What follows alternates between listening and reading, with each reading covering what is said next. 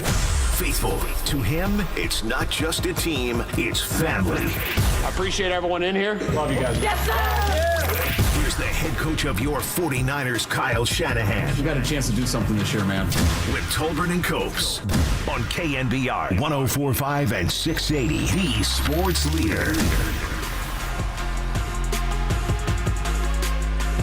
It's time for our weekly conversation with the head coach of the San Francisco 49ers, Kyle Shanahan. What's going on, Kyle? Not much, guys. How you guys doing? Pretty good. Doing all right. So we were talking earlier about, I was saying September's it's almost like preseason now, and you don't really get a good feel for what a team is until you get to October, where kind of a personality really starts forming of a team.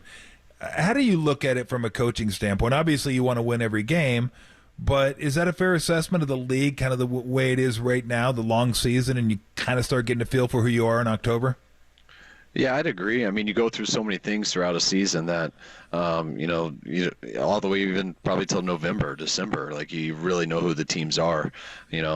We started out real hot last year, 5-0, and looked like one of the best teams in the league, and then we lost 3 games in a row, and then it quickly changed, and then we got on a run and won the rest. So it can go either way. We've started out slow some years, been 2-3, I believe 2-4, and we've ended up in the NFC Championship those years. So it can go either way, but there's so much to get through and so much playing to where you don't always have the same off seasons as we used to. So I do think, and every place does it a little different. So some teams kind of work into it a little bit more than others, but I try to treat the first game the same as the last game, because this isn't baseball or basketball. You don't have that many games. So when it's just a 17 game schedule and you get to the end and it's just going to come down to one game, whether you're the 1 seed, the 7th seed to get in the playoffs, every game does matter. So you try to come out the gate as fast as you can. Would you agree with the assessment? I said I didn't think your guys' defense played as well as the 23 points would indicate that you gave up against the Vikings, and that the offense played better than the only 17 points you scored. Like, I thought both teams could have scored more than they actually scored. Oh, yeah, I'd agree with that. I thought they ran the ball on us too well, and they were too good on third downs. And I was very, very thankful for Fred's 2 turnovers there in the red zone, or it could have got out of hand. And, the offense was frustrating to go on a 99-yard drive or 94, whatever it was, and not score.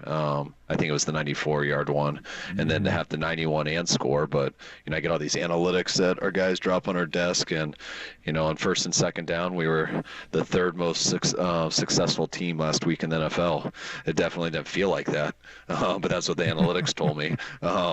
And I was like, man, I didn't feel like we were 3rd best in that area. So it shows we were doing some good things, but if you don't move the chains on 3rd down or 4th down, it's really hard to score touchdowns unless you're expecting it to do all on 1st and 2nd. And that's why you got to have a complete game to score points. And it's not always totally indicative of it, but just as a whole, that all tied into it. We didn't play that well, but we were very close to doing some really good things. But you gotta hit it at the right time, and it takes 11 guys to do it on each play, and we didn't get it done. I always tell them, I always trust the nerds after the game. Not during the game, but after the game. Let me ask you about a decision that you had to make late in the game. I'm just curious your thought process, because watching the game, I was thinking there maybe was an opportunity there to kick a field goal with 2:18 left. And my thought process was you had a timeout and a 2-minute warning, and you wanted to make sure, in my mind, Minnesota got the ball before the 2-minute warning, so you had a chance to stop the ball twice and make them make a decision on 3rd down. I understand it's much tougher to score the touchdown, so when you're down there, you want to score the touchdown, and you had 18 seconds to try and get that touchdown. Take me through that thought process and why you go for that play, because you went for the play, Debo gets tackled, and then it's a 2-minute warning, and now you're kind of relying on you're relying on an onside kick. Yeah, well, we were expecting to move the chains, and we were expecting a score. Obviously the way it played out, if you have a chance to score a touch, it's really hard to go score a touchdown when you have no timeouts. When you have no timeouts, and there's, whether it's only 45 seconds, I can't remember what it would have been, but no timeouts with 45 seconds is, to me, totally different than, just having 2-1 timeout with 30 seconds. Yeah. It's a big difference on what you can run and what they do. So, like, if you're close enough to ever score a touchdown, that's what you want to try to go for.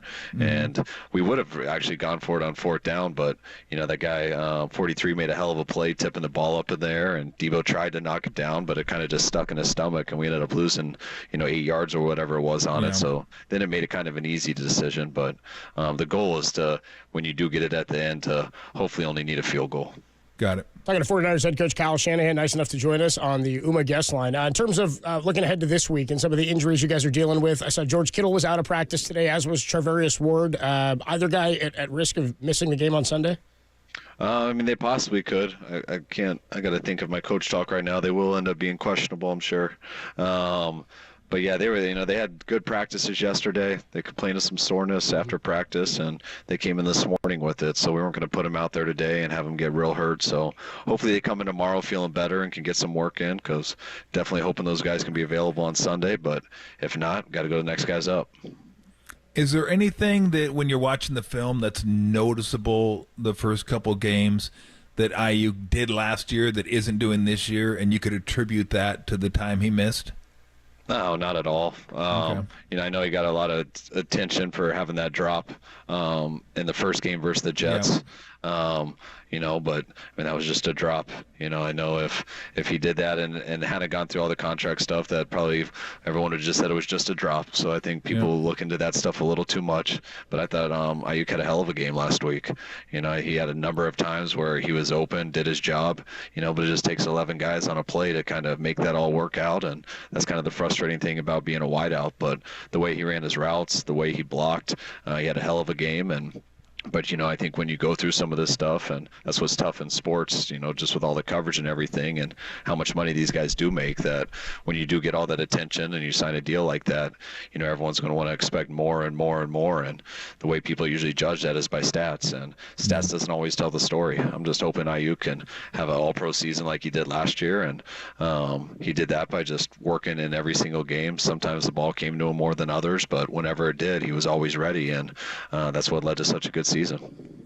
Let me ask you about the sequence, a big sequence at the end of the, well, the end of the game. It was like, I want to say, I don't know if I think it was late third, could have been early fourth. Purdy throws the pick, and then Naylor gets a touchdown in the corner of the end zone. Was that a bad read by Purdy? Did he not see the linebacker coming over, or was it just maybe was a throw a little late? No, it was actually It was a hell of a play by that linebacker. It was the right read. We took a 7-step drop. We had a 3-level throw, so someone's really deep, and the safeties were way out of there. Then he tries to go to throw it to the middle level with the guy running a crossing route. We had Debo on 2 of them in the game, and they got really deep. And then so he goes to check it down to Juice on his second hitch, which was really good timing. Mm-hmm. Kittle was in blocking on the backside, and the linebacker over him was just reading his eyes the whole way. And Juice bled in a little bit to get away from a guy, and Purdy tried to put it on his outside half, and the guy dove and tipped the ball. And when he tipped it, there was another zoning defender behind him ready to get it. So I put that one more to just a really good play by that backer. And you know, when you do leave a tight end a block and you got 6 guys all staring at the quarterback, and that ball gets tipped, there's usually someone there behind it to see it, where it doesn't happen in man coverage as much. But that's the advantage of playing zone, is that all eyes are on the quarterback. So if that ball's up in the air, there's a much better chance to get some turnovers. Well, like I like to tell the home team fans all the time, they get paid too. They're good. On the touchdown to Naylor, was that just a bad guess by Ward? Because he really came up hard on the run, and Naylor ran right by him, and that's the only thing I could assume. I don't know what his assignment was, but it looked like he thought it was going to be a run, came up hard, and then Naylor just went right by him. Yeah, I mean, that's exactly what happened. That's a really tough play. I mean, people run it a ton. It's just it puts a guy in a conflict when you're in man coverage. Mm-hmm. When you have the guy you're in man coverage with motions down, and he inserts inside of a tight end to go block the strong safety. When he does put his hands on that strong safety, that corner needs to tackle the running back right away. He's going through that gap. And so he starts to put his hands on the strong safety, and then you just take your eyes off to look at the back who's running right at you. And then in a split second, that guy bluffs him and he's gone. And so we've gotten. I mean, I had Sherm text me last couple of days ago because Sherm got beat on that whenever he was here, 4 years ago. It's a tough play for corners, especially in man-to-man. So they had a good call at the time. We can still do it better. We got to be disciplined on that and fit it up a little bit better, but it was definitely a tough situation for him. Got it. Talanoa Hufanga, full practice participant. Expectation is that he's going to go this weekend? Yeah, that is the expectation. He's had a really good week of practice. Expect him to be out there. I know he's been itching to get back. I remember seeing him on the sidelines versus Minnesota. He came up to me. He's like, "This is the last one. This is the last one I can handle. I can't wait to be back next week." And he's had a great week of practice, and expect him to see him out flying around out there on Sunday. How much do you think changes from a defensive standpoint playing the Rams this week without Puka and without Kupp? I'm sure McVay will still want to throw it, but he very easily could rely on Williams and Corum and just try to get the running game going. How much changes from what you guys envision? Do you think it'll be much different, game plan changes, or they are who they are? They're just asking other players to do what those two guys can do, or try to do anyway? Yeah, obviously, Puka and Kupp are such good players. And so I'm definitely not sad that they're not playing. So that is a good thing for us. But when Stafford's out there, it doesn't matter a ton. It's nice to not have those two Pro Bowl receivers, but the other guys can play too. They're going to get in their spots, and their quarterback is as good as it gets. So he's going to be able to still find ways to get guys the ball. And when you have him, it's always a threat in the pass game. And then I think Kyron Williams was one of the better backs in this league. So just the two of those guys together in that scheme, it's always still going to have problems, and definitely going to have our work cut out for us. Well, I think without McCaffrey and Debo, you can call it a wash and move on. And get on. I mean, that was a fair game. That's good. Get on with the game. Hey, we always appreciate the conversation. Best of luck down in LA against the Rams this weekend, and we'll look forward to doing it again next week, Kyle. Thanks, Kyle. All right, guys. Good talking to you. I'll see you later. Take it easy, Coach.